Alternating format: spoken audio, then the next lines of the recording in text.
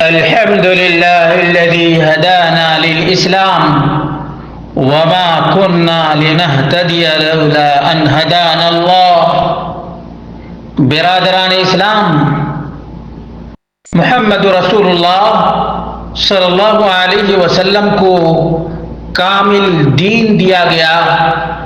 اللہ رب العالمین نے اپنی نعمت کا اتمام کر دیا اور دین اسلام ہی کو قیامت کی صبح تک کے لیے پسند کر لیا.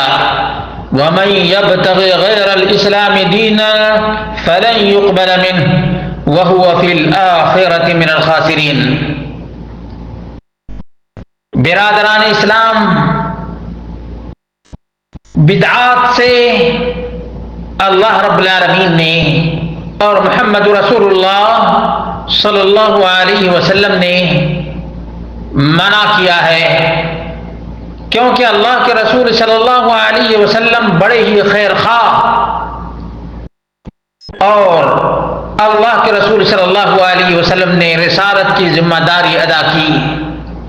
بلغ الرسالہ وأدى الامانہ ونصح الامہ، اور اپنی امت کو بالکل ہی صاف شاہراہ پہ چھوڑا. جو کوئی بھی اس راہ کو چھوڑے گا وہ ہلاکت کے گڑھے میں گرے گا. وَمَن يُشَاقِقِ الرَّسُولَ مِن بَعْدِ مَا تَبَيَّنَ لَهُ الْهُدَى وَيَتَّبِعْ غَيْرَ سَبِيلِ الْمُؤْمِنِينَ نُوَلِّهِ مَا تَوَلَّى وَنُصْلِهِ جَهَنَّمَ وَسَاءَتْ مَصِيرًا. اللہ کے بندو، اللہ رب العالمین سے ڈرتے رہو. اللہ رب العالمین کی بے شمار نعمتیں ہیں.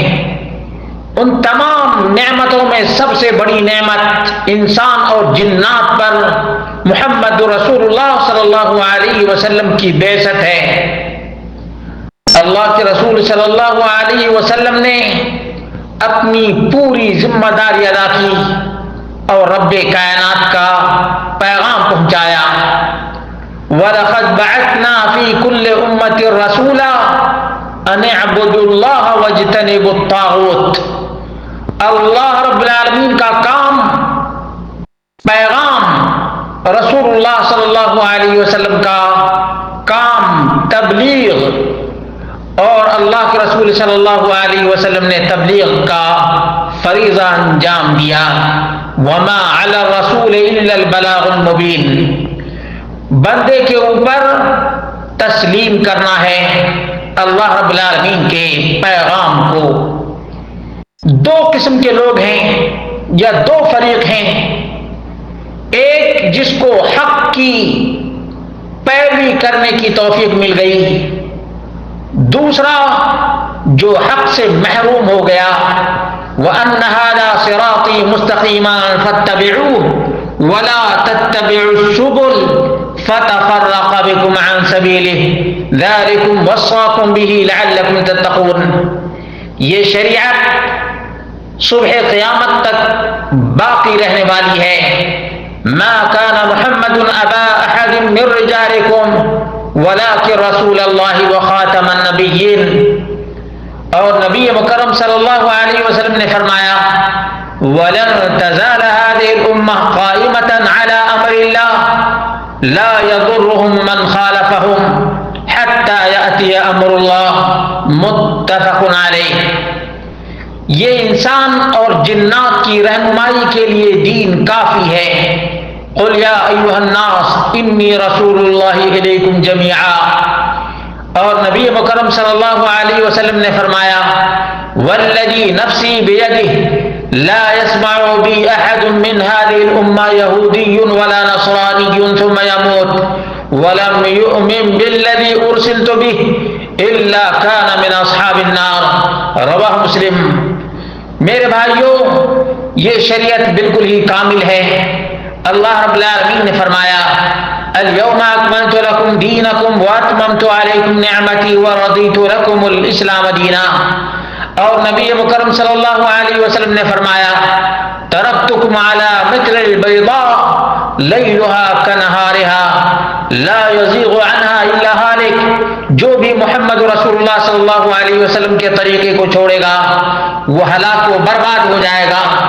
ایک آدمی نے سلمان فارسی رضی اللہ عنہ سے کہا قد علمکم نبیکم کل شیء حتی القراءۃ، تمہارے نبی نے ہر چیز کی تعلیم دے دی ہے۔ سلمان فارسی نے کہا اجل، ہاں ہمارے نبی نے تمام چیزوں کی تعلیم دی ہے۔ اللہ کے رسول صلی اللہ علیہ وسلم نے فرمایا انہ لم یکن نبی قبلی الا کان حقا علیہ ان یدل امتہ علی خیر ما یعلمہ لہم وینذرہم شر ما یعلمہ لہم، تمام کے تمام انبیاء اپنی امت کو خیر کی تعلیم دے کر کے گئے اور شر سے آگاہ کر کے۔ اللہ کے رسول صلی اللہ علیہ وسلم کے بارے میں ابو ذر غفاری کہتے ہیں ترکنا رسول اللہ صلی اللہ علیہ وسلم وما طائر یطیر بجناحیہ الا عندنا منہ علم۔ البانی نے اس کو صحیح قرار دیا ہے۔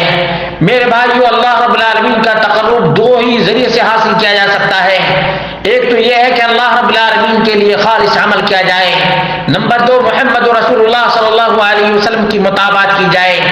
یاد رکھیں 6 بنیادی چیزیں ہیں جن کے بغیر آدمی صحیح ڈھنگ سے اللہ کی عبادت نہیں کر سکتا ہے۔ نمبر 1، شریعت میں جو سبب بیان کیا گیا ہے اس سبب کے مطابق عبادت ہونی چاہیے۔